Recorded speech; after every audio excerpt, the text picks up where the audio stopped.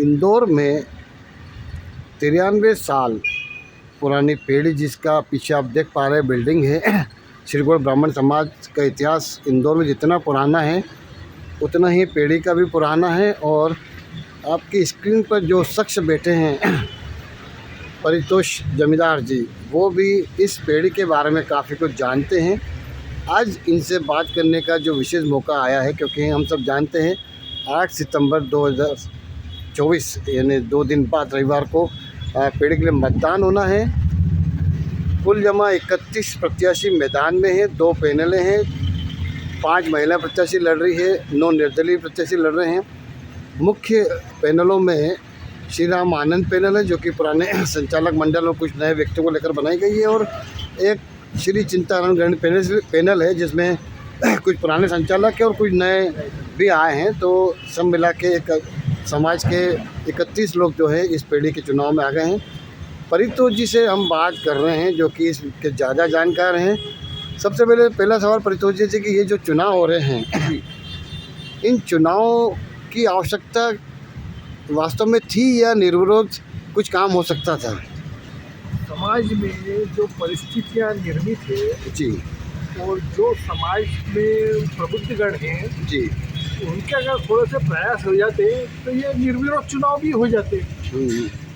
लेकिन कुछ जो है आपसी रिश्तेदारियां और आपसी ऐसा मामला रहता है, तो जिसमें ये थोड़ा सा विघटन आया और ये चुनाव की स्थिति बनी है। अन्यथा क्या है कि जहाँ तक मैं समझता हूँ कि श्री गौड़ समाज में जो भी लोग हैं जी, 80% लोग ऐसे हैं जो एक दूसरे को जानते हैं और अच्छी तरह जानते हैं। और ये थोड़ा सा अगर कोशिश होती तो ये चुनाव की गुंजाइश नहीं रह जाती, आपसी सामंजस्य काम बैठ जाती। आपकी याद में ऐसा कुछ आता है कि पहले कभी निर्विरोध चुनाव हुए हों? हाँ, पहले हुए 52 में, 58 में, पहले हर 3 साल में चुनाव होते थे। जी, तो ये मतलब मेरा जन्म तो काफ़ी बाद का है, लेकिन हमारे पिताजी, हमारे ताऊजी वगैरह कभी रंगराव जी जमींदार हमारे ग्रैंडफादर जो है ये रह चुके हैं, और ये निर्विरोधी कई बार पिछले चुनाव हो चुके हैं पहले। अच्छा अच्छा अच्छा। वर्तमान में ये चुनाव की प्रक्रिया जो है ये 80 के दशक के बाद से ज़्यादा चालू हुई है। उसके पहले तक तो जो है आपसी सामंजस्य ऐसा हो जाता था, पैनल के नाम पे कोई पैनल नहीं रहती थी। ये होता था कि भैया ये 4 लोग 5 लोग खड़े हैं और ये ऐसे होते। और उस समय की परिस्थिति और आज की परिस्थिति में काफ़ी नियम में भी अंतर आ गया है, सब बहुत चीज़ों में फ़र्क है। बिल्कुल। तो चुनाव हो रहा है ये अच्छी बात है और होना भी चाहिए। अगर कहीं आपका मानसिक वातावरण आपस में नहीं तालमेल खा रहा है तो ठीक है, चुनाव होना चाहिए। उसमें सब एक लोगों को स्थिति स्पष्ट हो जाती है कि भाई जो सुरक्षित और संरक्षक की जो विचारधारा है वो किस हिसाब से अपना समाज का जो है संरक्षण कर रही है। परितोष जी, आज पे आ जाते हैं। पुराने चुनाव तो खैर जो होने से हो गए हैं, अब निर्विरोध का कोई सवाल ही नहीं उठता। अब तो 2 पैनल आमने सामने हैं। पूरे चुनाव में 2 मुद्दे बड़े छाए रहे हैं जी। एक पैनल जो है चिंताराम गण पैनल से उसके दावे हैं कि हम कुटुंब योजना फिर से शुरू करेंगे, और दूसरी जो पैनल है श्री राम आनंद पैनल, उनका ये कहना है कि साहब हम जो है कंप्यूटरीकरण करेंगे, आधुनिकीकरण करेंगे और बहुत सारी चीज़ें नई लाएंगे। इन दोनों के दावे इरादों में कितनी सच्चाइयाँ दिखती है और कौन कितने ज़मीनी स्तर पर काम कर पाएगा? पंडित जी, सवाल ये है कि कुटुंब सहायता योजना जो है ये कानूनन रूप से तो बंद हो चुकी है। जी। फिर भी जो हमारे सतीश दादा पुराने अध्यक्ष रहे हैं उन्होंने 2 बार एक्सटेंशन से करके इसको 2022 तक चलेगी। साहब जो सदस्यों का पैसा है और जो है पेंशन है वो जो रखा हुआ है वो तो हमको बांटना है, वो देना जरूरी है। 2 बार करा, लेकिन तीसरी बार में अभी एक आखिरी अंतिम चेतावनी वाला जो है सहकारिता विभाग से नोटिफिकेशन आया है, तो उसके कारण इनको 2022 में ये योजना बंद करना पड़ी। ये कानूनन रूप से हुई है और ये पूरे मध्य प्रदेश में जितनी भी सहकारी संस्थाएं सभी दूर बंद हो चुकी है। अब वर्तमान में स्थिति में अगर कोई बोल रहा है कि हम इसको चालू कराएंगे, तो ये थोड़ा मेरा समझ से परे है कि भाई बिना कानूनन कोई चीज़ कैसे आप चालू कर सकते हैं। और दूसरा उसका ये है कि आप इसकी योजना को सहकारिता में आप दूसरे नाम से चालू करेंगे, लेकिन अमाउंट का भी इसमें बहुत फिक्सेशन है। तात्कालिक सहायता और दूसरी अन्य सहायता कुल मिला के 5-5 हज़ार से ऊपर आप दे नहीं सकते, सब फाउंडेशन है पूरा। और ये फाउंडेशन जो सहकारिता नियम का है उसके अंतर्गत भाई योजना आप लागू करोगे, ये आपकी बात से हम सहमत हो रहे हैं, ठीक है, पर कैसे, ये सबसे बड़ा प्रश्न है, कैसे। सही बात है, ये बिल्कुल यक्ष प्रश्न है। और कैसे कैसे हो जाएगी आज की स्थिति में पेड़ी में जो है 35 लाख रुपए करीब प्रॉफिट पे है वर्तमान में, और 18 लाख रुपए प्रॉफिट अभी जो है सदस्यगणों को मिलने वाला है। मेरा जो मिला है बैलेंस शीट किया आज और बाकी बचा जो 12-13-15 लाख रुपए है, लास्ट टाइम भी पिछला 15 लाख बचा हुआ था, इसे टोटल मिला के आज की तारीख में पेड़ी के बाद 30-40 लाख रुपए प्रॉफिट पड़ा है। पर वो कहने के नाकाफी होगा उस चीज़ को शुरू करने के लिए। आज ये स्थिति है कि पूरे सहकारिता विभाग में पिछले 25 साल से श्रीगोड़ सहकारी संस्था जो अपनी है ये 1 लाख सर्टिफिकेट लेते आ रही है। ये बहुत बड़ी बात है, ये बहुत बड़ी चुनौती भी है दूसरी संस्थाओं की अपेक्षा, और जो चलाने वाले हैं उनकी बहुत बड़े उसमें योगदान है, कर्मचारी से लेकर सभी में, कि ये इसको 1 लाख सर्टिफिकेट लगातार मिलते आ रहा है।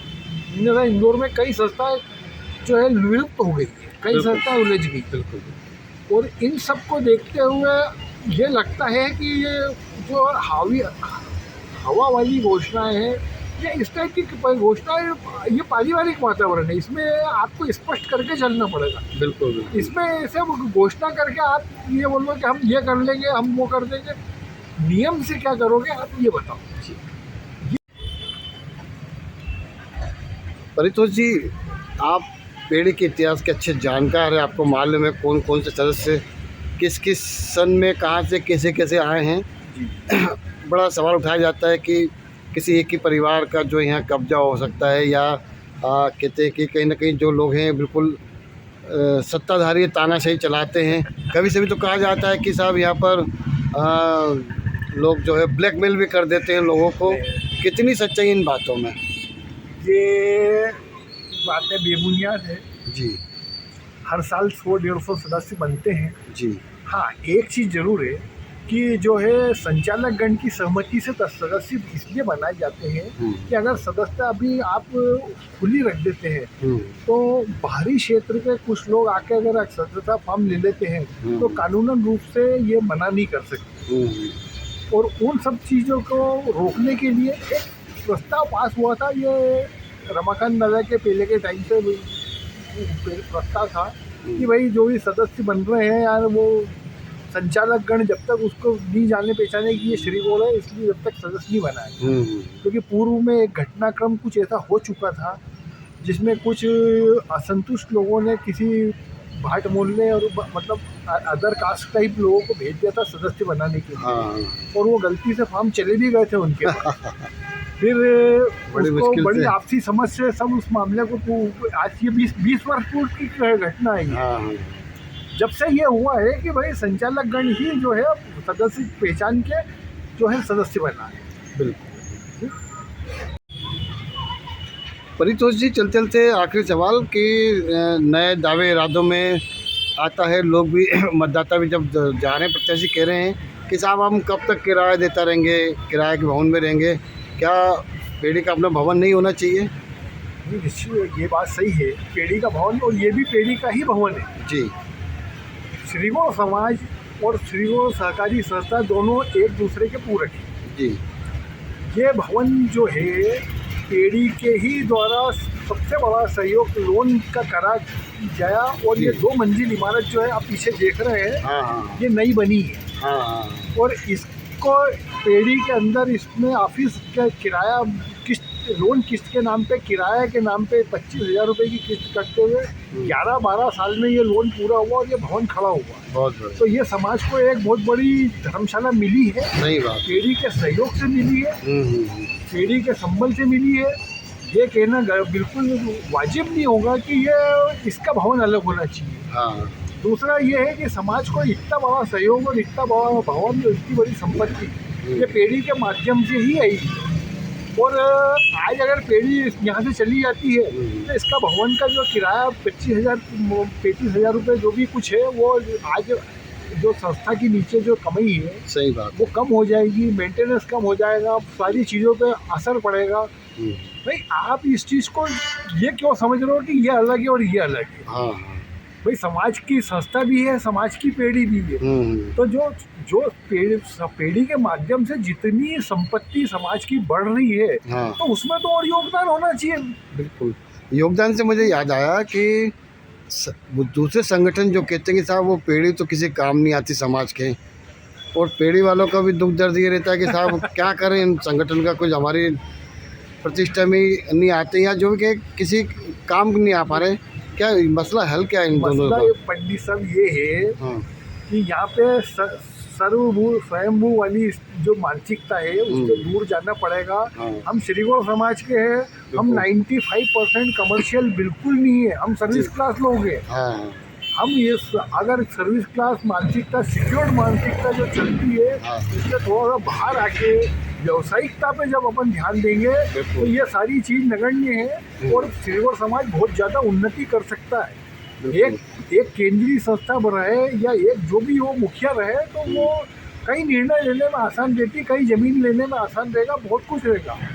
आपने केंद्रीय समिति की बात करी है, तो श्री गौड़ ब्राह्मण जो ये पूरे बिल्डिंग में संस्था नीचे की संस्था है, कोई पेड़ी है जी। केंद्रीय समिति बनाने में या केंद्रीय नेतृत्व देने में इन दोनों का कोई योगदान हो सकता है कि? ये योगदान, ये केंद्रीय नेतृत्व है, लेकिन इन्होंने इसका जो है स्वरूप बदल दिया है। हाँ, ये मातृ संस्था है, मातृ संस्था के नाम पे सारे डॉक्यूमेंट, भवन, बिल्डिंग सब कुछ है। हाँ, लेकिन ये कन्वर्टेड जो ट्रस्ट में या रजिस्ट्रेशन में जो भी इन्होंने अपना बताया कि यार इस कारण हमने किया है, तो वो कन्वर्टेड हुआ है, उसमें चुनाव का प्रावधान नहीं रखा है जो भी है, तो वहाँ से ये डिस्टर्बेंस चालू होता है। बिल्कुल बिल्कुल। लेकिन मातृ संस्था के जो पुराने 1900 आपने देखा होगा विद्या मंदिर में सब दानदाताओं के जो बोर्ड लगे हैं, हाँ, भाई ये लोग ऑलरेडी मातृ संस्था के सदस्य रहे हैं और इनके परिवार के लोग सदस्य मानना चाहिए। बिल्कुल। और एक इन लोगों से राय मशुरा चुनाव कराना चाहिए, आपको नया अध्यक्ष चुनना चाहिए। बिल्कुल। तो ये अब अलग चीज़ है कि हम वहाँ की संस्था बना रहे हैं, यहाँ ये सब जो है विघटन के स्वरूप है। हाँ, शाखाएं हो सकती है, लेकिन इसके एक प्रॉम्प्ट जो है वो एक संस्था तो होना ही चाहिए, जो मातृ संस्था पहले थी, जिसको सूर्य दत्त जी, रावल साहब और ये लोग चलाते थे उस जमाने में। मुझे अच्छी तरह याद है, बचपन में छोटा था मैं। बिल्कुल बिल्कुल।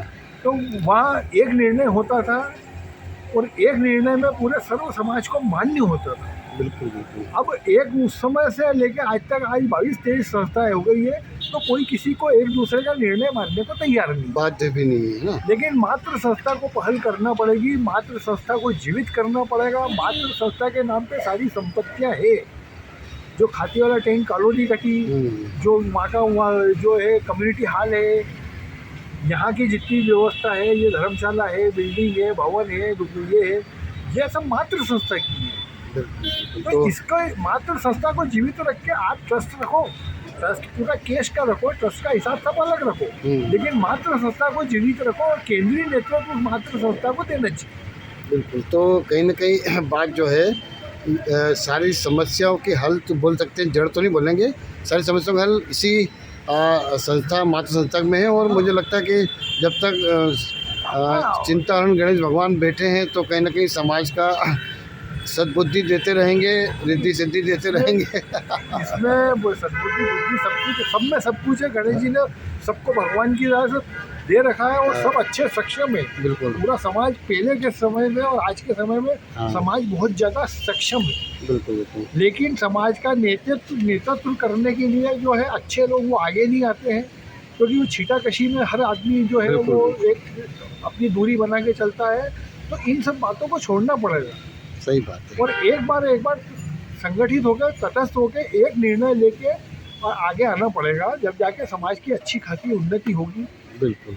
तो जब रावला परिवार के पास भी जब भी बहुत सारी जमीन है, हाँ। आज प्रश्न यही उठता है कि ये भाई 4 एकड़ 5 एकड़ जमीन में एक गार्डन बनाया जाए, हाँ, एक हॉस्पिटल बनाया जाए, वो सब व्यवस्थाएं हम आगे लगे हुए हैं, पर हमारा ठहरा हुआ आ जाता है कि हम ये किसके नाम पे करें। सही बात है।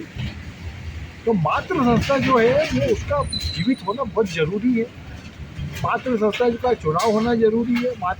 मतलब श्रीगोड़ जो ब्राह्मण समाज का हर 18 वर्ष का जो भी व्यक्ति है, हाँ, वो उसका सदस्य माना जाए। आप उसमें फीस भी छोड़ दो, आप ऐच्छिक रख दो। हाँ, हाँ, आपकी जो भी इच्छा हो, तो भाई मैं 300 रुपये नहीं, मैं 2000 रुपये देना चाहता हूँ, हाँ, तो आप उसको ऐच्छिक रखो। आप उसको ये मत बोलो कि आप सदस्यता ले रहे हैं या बना रहे हैं। तो बिल्कुल। मातृ संस्था और श्रीगोड़ समाज के हैं, तो हम ऑलरेडी यहाँ के हकदार हैं और सदस्य हैं। और हमको ये काम जो है आगे करके हम आप लोगों को ही आगे बढ़ना पड़ेगा। एक पीढ़ी निकल गई है, दूसरी सही पीढ़ी आ बात रही है, हाँ। और तीसरी पीढ़ी अभी तैयार हो रही है। तैयार तो हो रही है। उनको कम से कम उनके सामने कुछ ऐसी चीज़ें आपको स्पष्ट रखना पड़ेगी कि वो आगे काम करने के लिए उत्सुक हो। तो बिल्कुल। गफलत में आज तीसरी पीढ़ी भी गफलत में है, दूसरी तो छोड़ो, तीसरी भी गफलत में है कि यार ये क्या सिस्टम क्या है। करें, बिल्कुल, बिल्कुल। तो उन सबकी वो चीज़ें दूर होना जरूरी है। हाँ, और बेबाक होकर बात करना चाहिए, बिंदास होकर बात करना चाहिए। आप छोड़ दो कि मेरा कौन रिश्तेदार है, कोई बुरा लगेगा, किसी को भला लगेगा, नहीं, आप समाज हित की बात पहले कर लो। सही बात रिश्तेदारी तो दो बार आपस में बैठ जाएंगे तो वापस बुरा भला से एक हो हो जाएगा। जाएंगे। सही बात। लेकिन समाज की अगर समस्या कोई गड़बड़ा गई तो वो सालों ठीक नहीं होती। चलिए, उम्मीद करते हैं कि श्रीगोड़ ब्राह्मण पीढ़ी की इस चुनाव के पूर्व बेला पर आपने जो बहुत सारी बातें कही हैं, समाज हित की बातें कही हैं, और बहुत सारी नई बातें जो चुनावी मतदाता आपको देखेंगे सुनेंगे आने वाले दिनों में, उनके लिए भी रहेगी। और एक सीधा संदेश जा रहा है कि यदि नई पीढ़ी को कुछ देना है तो हमें इकट्ठा होना पड़ेगा। और मुझे लगता है कि कहीं ना कहीं ये नई चलन, ये परंपरा इस चुनाव के बाद में शुरू हो जाएगी। आपने हमसे बात करी, इसके लिए धन्यवाद। और ऐसे ही अन्य विषयों पर हम आपसे बातचीत करते रहेंगे। पंडित साहब, आपका ही बहुत बहुत धन्यवाद।